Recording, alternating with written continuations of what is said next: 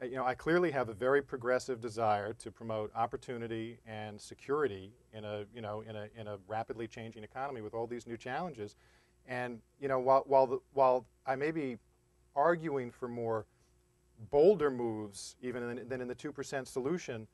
I'm also calling on a lot of business leadership to help implement this and try and change the minds of a lot of capitalists, really, because I think we're at one of those moments that if we're going to update American capitalism for the 21st century and do the kind of things that Obama, just in a speech a few minutes ago, was talking about to sort of preserve and build and renew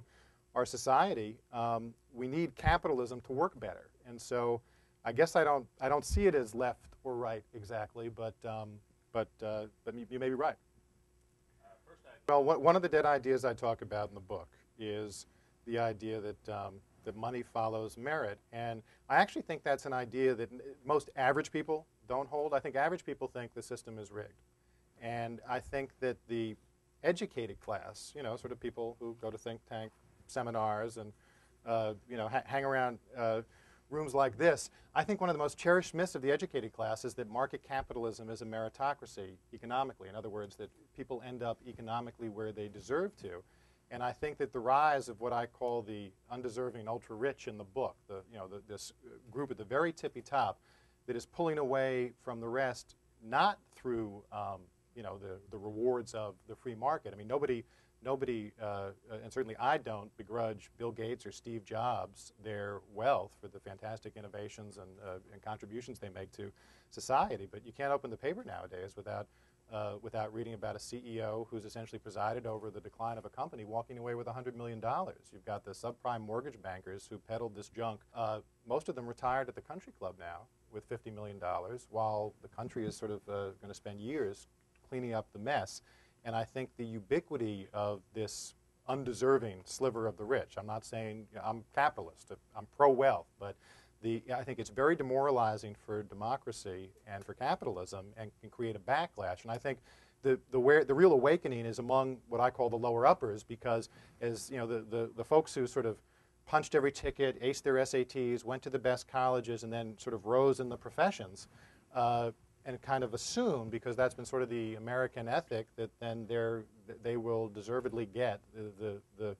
lion's share of the best material rewards American society has to offer. I think as they look up now at this group above them and say, well, they're not meritorious. In many ways, they're corrupt, and there's something wrong. The system's rigged. I think that that's going to awaken a new empathy in this group, which is not just, I'm arguing, a sociological curiosity. I mean, you don't want to, it's not like you can feel the lower uppers' pain. They're still doing better than 99% of anyone who ever walked on the planet. But I think that, it's a couple million people who hold influential positions in business, the professions, the media, government, and as their empathy is awakened to the fact that, that people don't end up economically where they deserve to, then when they look down the ladder below them at the masses of people today in American society who are being buffeted by economic forces beyond their control, they'll become a constituency for the kind of changes I think we need in healthcare and pension security, et cetera. The progressive movement was born in part through the kind of status anxiety of professionals who felt disenfranchised by the Rockefellers and all these folks who sort of seemed to come out of nowhere and then lorded above them. And I think that just like the revolt of the lower uppers last time helped give birth to the progressive era, I think we're in a moment where this may be part of what you're seeing in the actual political dynamics. But it's also, obviously the whole book is not just about the angst of this small segment of very well-off people, but it's part of a theme that I try and stitch through a number of things, where I think we've overestimated the power of the individual to shape his own economic destiny at this moment in the history of American capitalism, if that's not too grand, and that we need a rebalancing then between the role of government and the role of private citizens or the individual in making sure that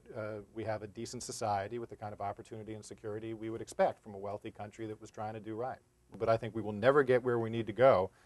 to compete in a global economy unless we have a nationally defined set of what kids, whether they're in Birmingham or Boston, ought to know. And that's not different from saying that, wonderful crusading leaders at the local level, and I've, in my professional life, had the privilege of working with some of these folks in different districts. But the problem is, and superintendents will tell you this, they can't control the levers that matter most. The thing that they most need to do, that's what Michelle Rhee is doing is so important now, is if you think like I do, and I talked about this in the 2% solution, that we have to dramatically change the trajectory of income for the teaching profession if we're going to recruit and retain a new generation of teachers to our toughest classrooms, they don't have the budget to even deal with that. So what their whole agenda on teacher quality has to be, how do we improve the folks we got? How do we improve at the margin who comes in? And they're doing, you know, incredible yeoman's work on that. But you need a higher level of government to change the financing equation. You got to address the financing equity if you're going to try and fundamentally change how a college student views the attractiveness of teaching as a career.